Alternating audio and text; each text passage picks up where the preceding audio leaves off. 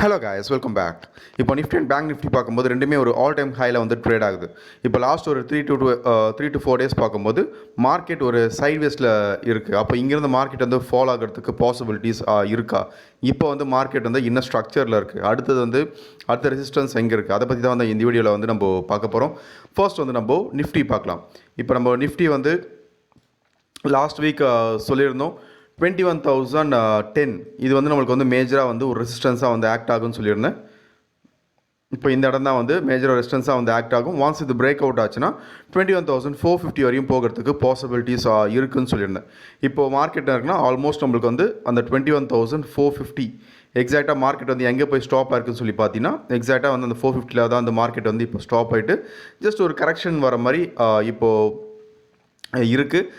சரி, ஓகே. இப்போ இங்கே வந்து செல்லிங் போகலாமா அப்படின்னா என்னோடய பாயிண்ட் ஆஃப் வியூ வந்து ஒரு பை ட்ரெண்டுன்னு தெரிஞ்சதுக்கப்புறம் அங்கே செல்லிங் போகிறது வந்து ஒரு கரெக்டான விஷயம் இருக்காது. ஏன்னா அது வந்து ஒரு கரெக்ஷன். எப்பயுமே வந்து ஒரு ட்ரெண்டை பேஸ் பண்ணிவிட்டு ட்ரேட் பண்ணும்போது அந்த இடத்துல தான் வந்து நம்ம ப்ராஃபிட்ஸ் ஓரளவுக்கு வந்து நம்மளால் பண்ண முடியும். பட் அகேன்ஸ்ட் ட்ரெண்டு போகும்போது கண்டிப்பாக நம்ம ரிஸ்க் ஃபேக்டரும் அதிகமாக இருக்கும். அதே டைமில் வந்து ஒரு 3 to 4 ட்ரேட்ஸ் எடுத்த ப்ராஃபிட் வந்து ஒரே ட்ரேடில் லாஸ் ஆகிறதுக்கும் பாசிபிலிட்டிஸ் அதிகமாக இருக்குது. எப்போ அப்படின்னா அகேன்ஸ்ட் ட்ரெண்டில் வந்து ட்ரேட் பண்ணும்போது.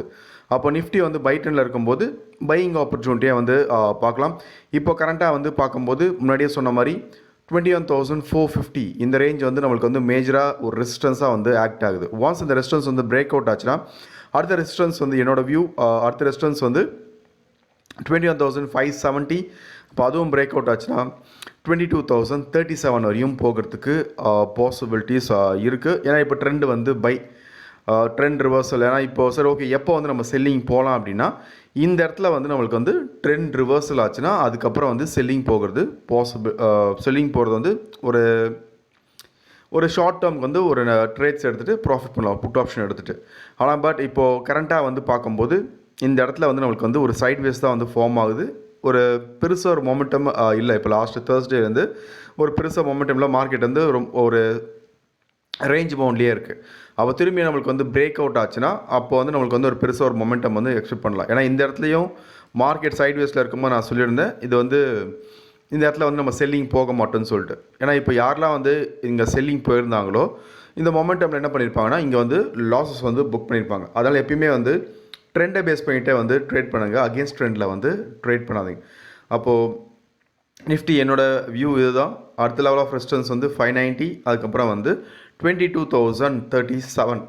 ஓகே, இப்போ நீங்களும் வந்து இந்த சப்போர்ட் ரெசிஸ்டன்ஸ் எப்படி ஏன்னா இப்போது இந்த சப்போர்ட் ரெசிஸ்டன்ஸ் சொல்கிறதுக்கு ரீசன் இருக்குது. ஏன்னா இப்போது சப்போர்ட் ரெசிஸ்டன்ஸ்னாலே வந்து மோஸ்ட்லி நான் ரீட்டைல் ட்ரேடர்ஸ் பண்ணுற ஒரு விஷயம்னா சும்மா லைன்ஸ் வந்து ப்ளாட் பண்ணிவிட்டு இது வந்து நம்மளுக்கு வந்து சப்போர்ட்டாக ஆக்ட் ஆகும், ரெசிஸ்டன்ஸாக ஆக்ட் ஆகும்னு சொல்லிட்டு சொல்லுவாங்க. பட் நம்ம தொடர்ந்து பண்ணுற ஒரு விஷயம் என்ன, நிஃப்டி ஆல் டைம் ஹைலையும் ட்ரேட் பண்ணும்போது எக்ஸாக்டாக இங்கே தான் மார்க்கெட் வந்து சப்போர்ட் இருக்குது, இங்கே தான் ரெசிஸ்டன்ஸ் இருக்குதுன்னு சொல்லிட்டு கிளியராக சொல்கிறோம். இப்போது ஜஸ்ட் அடுத்த லெவல் என்னோடய பாயிண்ட் ஆஃப் வியூ வந்து இது வந்து சப்போர்ட் ரெசிஸ்டன்ஸாக ஆக்ட் ஆகணும் பேஸ்ட் அப்பான் டெக்னிக்கல்ஸ். இது இண்டிகேட்டர்ஸ் அது மாதிரி எதுவுமே கிடையாது. பியூர் டெக்னிக்கல்ஸை வேஸ்ட் பண்ணிவிட்டு ஒரு ஃபிபனாக்கியாக இருக்கட்டும், ட்ரெண்ட் லைன், சப்போர்ட் ரெசிஸ்டன்ஸ், இந்த மாதிரி சின்ன சின்ன விஷயத்தை வந்து நம்ம ஒரு கம்பைன் பண்ணும்போது ஒரு அவுட்புட் அதை பேஸ் பண்ணி தான் வந்து நம்ம இந்த மாதிரி லெவல்ஸ் வந்து ப்ரெடிக்ட் பண்ணுறது. அப்போ இதுதான் வந்து என்னோடய அடுத்த வியூவாக இருக்கும். நீங்களும் எப்படின்னா உங்களோட ஃபினான்ஷியல் அட்வைஸை கேட்டு அதை பேஸ் பண்ணிட்டு உங்களோட டிசிஷன்ஸ் வந்து நீங்கள் எடுத்துக்கோங்க. ஜஸ்ட் இது வந்து மார்க்கெட்டில் ஒரு ப்ரைஸ் ஆக்ஷன் பேஸ் பண்ணிவிட்டு மட்டுமே நம்மளால் ட்ரேட் பண்ண முடியும். ப்ரைஸ் ஆக்ஷன் பேஸ் பண்ணிவிட்டு ஆல் டைம் ஹைலையும் வந்து நம்மளுக்கு வந்து ஒரு சப்போர்ட் ரெசிஸ்டன்ஸ் வந்து ப்ளாட் பண்ண முடியும். அது ஒர்க் ஆகுதா அது ஜஸ்ட் ஷோகேஸ் பண்ணுறது தான் வந்து நான் என்னோடய லெவல்ஸ் வந்து நான் ஷேர் பண்ணுறேன். ஓகே, ஸோ ஓகே, நெக்ஸ்ட் வந்து நம்ம பேங்க் நிஃப்டி பார்க்கலாம். இப்போது நிஃப்டி பார்த்த மாதிரி தான் வந்து பேங்க் நிஃப்டி வந்து லாஸ்ட் ஒரு 2 to 3 டேஸ் பார்க்கும்போது ஒரு நல்ல ஒரு சைட்வேஸ் மார்க்கெட். ஏன்னா பெருசாக வந்து ஒரு மொமெண்டம் இல்லை. இன்றைக்கும் ஒரு கேப் லாஸ்ட் இதில் பார்க்கும்போது ஒரு நல்ல ஒரு பாசிட்டிவ் முடிஞ்சது. பட் இன்றைக்கி மார்க்கெட் என்னாச்சுன்னா அங்கே இருந்து வந்து ஒரு ஃபால். இப்போ இதுலேயும் வந்து நம்ம சப்போர்ட் ரெசிஸ்டன்ஸ் வந்து முன்னாடி கிளியராகவே வந்து சொல்லியிருந்தோம். இப்போ நீங்கள் அதையும் வந்து ப்ரீவியஸ் வீடியோ வந்து நீங்கள் கம்பேர் பண்ணி பார்க்கலாம். மார்க்கெட்லேருந்து எங்கேருந்து அந்த ரிஜெக்ஷன் ஆகுதுன்னு சொல்லிட்டு. இதுலேயும் எக்ஸாக்டாக வந்து நம்மளுக்கு வந்து அந்த ரெசிஸ்டன்ஸ் லெவல் 48,150 அந்த ரேஞ்ச் வந்து நான் சொல்லியிருப்பேன். அடுத்த ரெசிஸ்டன்ஸ் வந்து 150 இருக்குதுன்னு சொல்லிட்டு. இப்போ எக்ஸாக்டாக மார்க்கெட் எங்கே இருக்குன்னா இந்த ரெசிஸ்டன்ஸ்க்கு மேலே வந்து க்ளோஸ் வைக்க முடியாமல் தான் இங்கேருந்து மார்க்கெட் ஆச்சுன்னா அங்கேருந்து ரிஜெக்ஷனில் வந்து ஒரு சின்ன ஒரு ஃபால், இது ப்ராஃபிட் புக்கிங்கா அந்த மாதிரி வந்து டேர்ம்ஸ் கேட்குறதுக்கு நல்லாயிருக்கும். இது வந்து ப்ராஃபிட் புக்கிங், ஆப்ரேட்டர்ஸ் வந்து இப்போ வந்து செல் பண்ணுறாங்க அந்த மாதிரி டேர்ம்ஸ். பட் அது வந்து நம்ம ட்ரேடாக எடுக்கும்போது இந்த டேர்ம்ஸில் அது மாதிரி நம்மளுக்கு வந்து யூஸ் ஆகாது. அப்போது இங்கே வந்து ட்ரெண்ட் ரிவர்சல் ஆச்சுன்னா ஒரு 200 பாயிண்ட்ஸ் ஃபால் ஆகும். அதுதான் வந்து ஃபேக்ட்ஸ். அப்போ அதை பேஸ் பண்ணி ட்ரேட் பண்ணும்போது தான் வந்து ப்ராஃபிட்ஸ் பண்ண முடியும். அதனால் வந்து சும்மா யாராச்சும் இப்போ ப்ராஃபிட் புக்கிங் பண்ணுறாங்க இன்ஸ்டியூஷன்ஸ். ஆக்சுவலாக இன்ஸ்டியூஷன் வந்து ப்ராஃபிட் புக்கிங் பண்ணுறதுனால சும்மா அந்த ஒரு இப்போ பேங்க் நிஃப்டியில் வந்து பார்த்தீங்கன்னா அரௌண்ட் ஒரு 3700 பாயிண்ட்ஸ் கிட்ட மொமெண்டம் கொடுத்துருக்கு. இந்த மந்த்து மட்டுமே வந்து 3700 பாயிண்ட்ஸ் மொமெண்டம். அந்த மொமெண்டம்க்கு வந்து வெறும் ஒரு 200 பாயிண்ட்ஸ் 300 பாயிண்ட்ஸ்லாம் ப்ராஃபிட் புக்கிங்காக வந்து அது கன்வெர்ட் பண்ண மாட்டாங்க. ஏன்னா எங்கே வந்து நம்மளுக்கு வந்து பையன்னு தோணுதோ அங்கே தான் வந்து அந்த ப்ராஃபிட் புக்கிங்கே வந்து ஸ்டார்ட் ஆகும். அப்போ நம்மளுக்கு என்ன தெரியணும், எங்கே வந்து அடுத்த சப்போர்ட் இருக்குது, எங்கே வந்து அடுத்த ரெசிஸ்டன்ஸ் இருக்குதுன்னு சொல்லிட்டு தெரியும் போது அங்கே கொஞ்சம் சேஃபாக வந்து நம்ம வந்து ப்ளே பண்ண முடியும். அதனால் இந்த சின்ன சின்ன ஃபால் வந்து இதெல்லாம் ப்ராஃபிட் புக்கிங்னா இது ப்ராஃபிட் புக்கிங் கிடையாது. நான் ப்ராஃபிட் புக்கிங் பற்றி வேணால் ஒரு டீட்டெயிலாக வந்து ஒரு அப்கமிங் டேஸில் வந்து நான் வீடியோஸ் வந்து நான் அப்டேட் பண்ணுறேன். எப்படி வந்து அவங்க ப்ராஃபிட் புக்கிங் பண்ணுறாங்க இன்ஸ்டியூஷன்ஸ், எப்படி வந்து ஒரு ஸ்விங் ட்ரேட்ஸ் வந்து அவங்க எடுப்பாங்க. ஏன்னா இப்போ நம்ம பண்ணுற எதனா ஒரு ட்ரேட் எடுப்போம், ஒரு 3 to 4 பாயிண்ட்ஸ் வந்து ஒரு ப்ராஃபிட் காமிச்சுன்னா கட் பண்ணிட்டு வெளில வந்துடும். பட் இன்ஸ்டியூஷன் என்ன பண்ணாங்கன்னா அங்கே தான் வந்து உள்ளே வந்து அக்யூமுலேட் பண்ணிட்டு ப்ராஃபிட்ஸ் ஓவராலாக ப்ராஃபிட் வந்து புக் பண்ணுவாங்க. அதெல்லாம் எப்படி வந்து அவங்க பண்ணுறாங்கன்னு சொல்லிட்டு நான் உங்களுக்கு அப்கமிங் வீடியோஸில் வந்து நான் உங்களுக்கு வந்து ஒரு கிளியராகவே அதை பற்றி டீட்டெயிலாகவே நான் எக்ஸ்பிளைன் பண்ணுறேன். ஓகே, அப்போ இதெல்லாம் ப்ராஃபிட் புக்கிங். ஆனால் இது வந்து ப்ராஃபிட் புக்கிங் கிடையாது. ஜஸ்ட் எப்பயுமே மார்க்கெட்டோட ஸ்ட்ரக்சர் என்னென்னா ஒரு பாசிட்டிவ்க்கு ஒரு நெகட்டிவ் இருக்கும். அப்போ அதோட ஒரு விஷயந்தான். ஏன்னா இப்போ நீங்கள் ப்ரீவியஸாக இதை செக் பண்ணி பார்த்தீங்கனாலும் தெரியும் மார்க்கெட்டோட ஸ்ட்ரக்சர் வந்து எப்படி இருக்குன்னு சொல்லிட்டு. இப்போ இங்கே பார்த்தீங்கனாலும் ஒரு பாசிட்டிவ்க்கு ஒரு நெகட்டிவ், திரும்பியும் பாசிட்டிவ்க்கு நெகட்டிவ், திரும்பியும் ஒரு வேவ் ஸ்ட்ரக்சர் வந்து இருக்கும். அப்போது மார்க்கெட்டோட ஸ்ட்ரக்சர் என்னென்னா ஒரு பாசிட்டிவ் கொடுத்ததுன்னா அதுக்கு சர்டன் லெவல் நெகட்டிவ். அப்போது இது வந்து ப்ராஃபிட் புக்கிங்காக. அப்போது இந்த இடமே வந்து ப்ராஃபிட் புக்கிங். ஆனால் இந்த இடம்லாம் ப்ராஃபிட் புக்கிங் கிடையாது. ஓகே, அப்போது அந்த ப்ராஃபிட் புக்கிங் எப்போ வந்து இன்ஸ்டியூட் சும்மா நான் ஒரு க்ளூ பண்ணுறது நீங்களும் வந்து அனலைஸ் பண்ணி பாருங்கள். ஒரு ப்ராஃபிட் புக்கிங் வந்து எப்போ வரும் அப்படின்னா ஃபுல் டார்கெட்ஸ் வந்து முடிச்சிட்டுக்கு அப்புறம் தான் ப்ராஃபிட் புக்கிங் வரும். சும்மாலாம் ப்ராஃபிட் புக்கிங் அவங்க இப்போ இன்ஸ்டியூஷன்ஸ் வந்து இப்போ பையிங் போர்டில் இருக்காங்க, இப்போ பை ட்ரெண்டில் இருக்குன்னா அங்கே போய்ட்டு அவங்க செல் ட்ரெண்டுக்கெலாம் போக மாட்டாங்க. சும்மா ஒரு கரெக்ஷன்லேயே வந்து அவங்களோட லாட்ஸ் வந்து அக்மிட் பண்ணுவாங்க. அந்த மாதிரி விஷயம் தான் வந்து பண்ணுவாங்க. அதனால் இது வந்து ப்ராஃபிட் புக்கிங்ஸ்லாம் வந்து கிடையாது. மார்க்கெட்டோட ஒரு விஷயம் ஒரு நேச்சர் என்னன்னா பாசிட்டிவ்க்கு சர்டன் லெவல் நெகட்டிவ். அப்போ அவங்களுக்கு வந்து அந்த லாட்ஸ் வந்து ஃபில் ஆகிறதுக்கு என்ன பண்ணுவாங்கன்னா அகேன்ஸ்டாக என்ன பண்ணுவாங்கன்னா அங்கே போய்ட்டு ஆர்டர்ஸை வந்து ப்ளேஸ் பண்ணிவிட்டு பையிங் ஆர்டர்ஸ் வந்து ட்ரிகர் பண்ணுறதுக்காக பண்ணுற ஒரு விஷயம். அதனால் ஒரு சின்ன சின்ன ஃபால் வந்தாலும் அது வந்து ப்ராஃபிட் புக்கிங். இங்கே வந்து ஆப்ரேட்டர்ஸ் வந்து நம்மளை ட்ராப் பண்ணுறாங்க அந்த மாதிரி விஷயம்லாம் கிடையாது. ட்ரெண்டை படி கரெக்டாக இருங்க முடிஞ்சிருச்சு. நம்ம ட்ரெண்டுக்கு அகேன்ஸ்டாக இருக்கும்போது தான் நிறைய யோசிக்கிற மாதிரி இருக்கும். ஓகே, இப்போது பேங்க் நிஃப்டி என்னோடய வியூ வந்து 48,150 இது வந்து நமக்கு வந்து மேஜராக ஒரு ரெசிஸ்டன்ஸாக வந்து ஆக்ட் ஆகுது. ஒன்ஸ் இந்த லெவல் வந்து பிரேக் அவுட் ஆச்சுன்னா இதோட அடுத்த லெவல் வந்து 48,602. அப்போ அதுவும் பிரேக் அவுட் ஆச்சுன்னா ஓவராலாக வந்து என்னோடய எக்ஸ்பெக்டேஷன் திரும்பி மார்க்கெட் வந்து ஒரு பையிங் ரேலி வந்து ஸ்டார்ட் ஆச்சுன்னா 50,000 வரையும் போகிறதுக்கு பாசிபிலிட்டிஸ் இருக்குது. அதனால் இது வந்து ஃபஸ்ட்டு இந்த மந்த்துக்கான அந்த ஒரு மொமெண்டம் வந்து கொடுத்தாச்சு. அப்போ மார்க்கெட் எந்த ரேஞ்சுக்குள்ளே வந்து நான் எக்ஸ்பெக்ட் பண்ணுறேன் அப்படின்னா 48,602 இந்த ரேஞ்சுக்குள்ளே ட்ரேட் ஆகிறதுக்கு தான் வந்து பாசிபிலிட்டிஸ் இருக்குது டிசம்பர் மந்த். அப்போ இது பிரேக் அவுட் ஆனால் தான் வந்து ஃபர்தராக நம்ம வந்து அடுத்தடுத்த லெவல்ஸ்க்கு போகிறதுக்கு பாசிபிலிட்டிஸ். இதெல்லாம் வந்து மார்க்கெட்டோட மொமெண்டம் பேஸ் பண்ணிட்டு பண்ணுற விஷயம். ஏன்னா மார்க்கெட் சும்மா மேலெலாம் போகலை, எல்லாத்துக்குமே வந்து ரீசன் இருக்குது. அப்போது இது ஒரு ட்ராவலிங் டைம் என்ன எல்லாத்துக்கும் வந்து சின்ன சின்ன டீட்டெயில்ஸ் இருக்குது. இது நம்ம முன்னாடியே நடந்த ஒரு விஷயந்தான். இது புதுசாக நடக்கிறது கிடையாது. முன்னாடியே நடந்த ஒரு விஷயம் பேஸ் பண்ணி தான் வந்து நம்ம இதெல்லாம் ப்ரெடிக்ட் பண்ணுறது.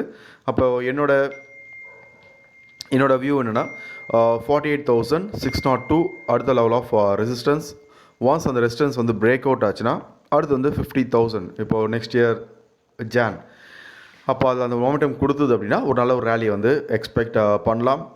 எலெக்ஷன் வரையும் நான் எக்ஸ்பெக்ட் பண்ணுறது வந்து ஒரு நல்ல ஒரு புல் ரேலி இருக்குன்னு சொல்லிட்டு முன்னாடியே வந்துட்டு டிஸ்கஸ் பண்ணியிருந்தோம். ஏன்னா மார்க்கெட்டில் வந்து ஒரு சின்ன சின்ன ஃபால் வரும்போது எல்லாருமே என்னென்னா மார்க்கெட் கிராஷ் இது அதுன்னு சொல்லிட்டு பேசின ஒரு விஷயம். ஏன்னா இப்போ இந்த இடத்துல வந்து ஃபால் ஆகும்போது அவ்வளோதான், இதுக்கப்புறம் மார்க்கெட் வந்து கிராஷ் 39,000 போகும் 38,000 போகும்னு சொல்லிட்டு. பட் நம்ம இந்த ஸ்டார்டிங்லேருந்து சொல்கிற ஒரு விஷயம் 23ல் வந்து கிராஷ் வராதுன்னு சொல்லிட்டு.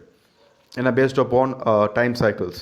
அப்போ அந்த டைம் சைக்கிள்ஸில் வந்து 23ல் கிராஷ் வராதுன்னு சொல்லிட்டு இப்போ நீங்கள் வந்து பார்த்துக்கலாம். அப்போது ப்ரைஸ் ஆக்ஷன், டைம் சைக்கிள்ஸும் அப்போ எப்போ வந்து மார்க்கெட் வந்து ஃபால் வரும் இது எல்லாம் ப்ரெடிக்ட் பண்ணலாம்னா இதெல்லாம் வந்து நம்மளால் கிளியராக வந்து ப்ரெடிக்ட் பண்ணலாம் மார்க்கெட் வந்து எப்போ வந்து கிராஷ் ஆகாதுன்னு சொல்லிட்டு.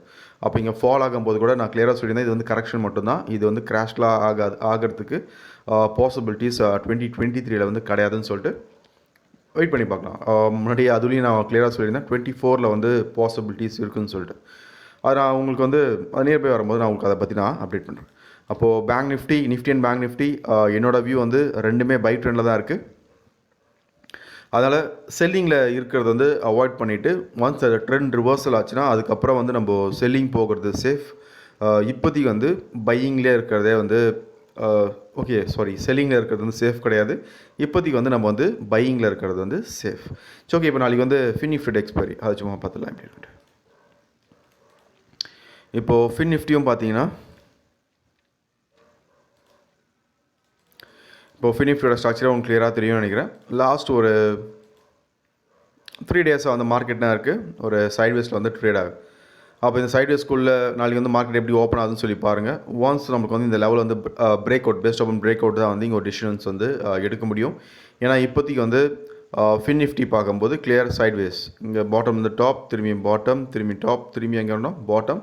அப்போ இங்கே அடிச்சுட்டு திரும்பி மார்க்கெட் வந்து இங்கே சின்ன ரிவர்ஸில் கொடுத்துருந்தா நாளைக்கு வந்து இங்கே வந்து ஒரு இன்ட்ராடேக்கான ஒரு சின்ன ஆப்பர்ச்சுனிட்டி வந்து எக்ஸ்பெக்ட் பண்ணலாம். ஓகே, அப்போ ஃபின் நிஃப்டி இப்போ கரண்ட்டாக பார்க்கும்போது சைட்வேஸில் இருக்குது. அப்போ இங்கே ஒரு பிரேக் அவுட் நடந்தால் மட்டும்தான் ஒரு நல்ல ஒரு மொமெண்டம் வந்து நம்ம எக்ஸ்பெக்ட் பண்ண முடியும். அப்போ வந்து பாருங்கள் நாளைக்கு வந்து மார்க்கெட் இந்த பாக்ஸ்குள்ளேயே ஓப்பன் ஆகுதா இல்லைனா வந்து இதுக்கு வெளியில் வந்து ஓப்பன் ஆகுதுன்னு சொல்லிட்டு அப்போ அதை பேஸ் பண்ணிட்டு உங்களோட டிசிஷன்ஸ் வந்து நீங்கள் எடுத்துக்கலாம். அப்போது Nifty, bank Nifty, fin Nifty மூணுமே வந்து இப்போதைக்கு வந்து சைட்வேஸ். அப்போ நான் சொன்ன அந்த ரெசிஸ்டன்ஸ் லெவல் வந்து பிரேக் அவுட் ஆச்சுன்னா அதுக்கப்புறம் வந்து ஃபர்தராக பையிங் போகிறது வந்து சேஃப். அதில் எப்பயுமே வந்து சும்மா மார்க்கெட் சைட்வேஸில் இருக்காதுன்னு சொல்லிட்டு அங்கே போயிட்டு ஆப்ஷன் பையிங் பண்ணால் லாஸ் ஆக தான் செய்யும்.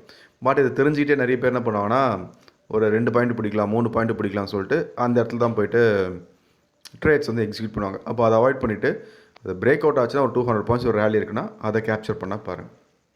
ஸோ ஓகே, இப்போது நீங்களும் வந்து ஒரு சப்போர்ட் ரெஸ்டன்ஸ் எப்படி பிளாட் பண்ணணும், ஒரு ட்ரெண்ட் அனாலிசிஸ் வந்து எப்படி பண்ணணும், அப்போ ஒரு ட்ரேட் எடுக்கிறதுக்கு முன்னாடி என்னென்ன விஷயம்லாம் தெரிஞ்சுக்கணும். இதெல்லாம் வந்து ரொம்ப பேசிக்கான விஷயம். இதெல்லாம் வந்து நீங்களும் தெரிஞ்சுட்டு பண்ணணும்னு நினைக்கிறவங்க டிஸ்கிரிப்ஷனில் காண்டாக்ட் டீட்டெயில்ஸ் இருக்குது. நீங்கள் ட்ரைனிங் ஆன்லைன் டார்க் கிளாஸஸ் வந்து இப்போ இந்த வீக்கும் நெக்ஸ்ட் வீக்கு ட்ரைனிங் இருக்குது. நீங்கள் ஜாயின் பண்ண நினைக்கிறவங்க டிஸ்கிரிப்ஷனுக்கு வாட்ஸ்அப் நம்பருக்கு வந்து நீங்கள் பிங் பண்ணுங்கள், நான் ட்ரைனிங் ஷேர் பண்ணுறேன். ஓகே, இந்த வீடியோ உங்களுக்கு யூஸ்ஃபுல்லாக இருந்திருக்குன்னு நினைக்கிறேன். தேங்க்யூ.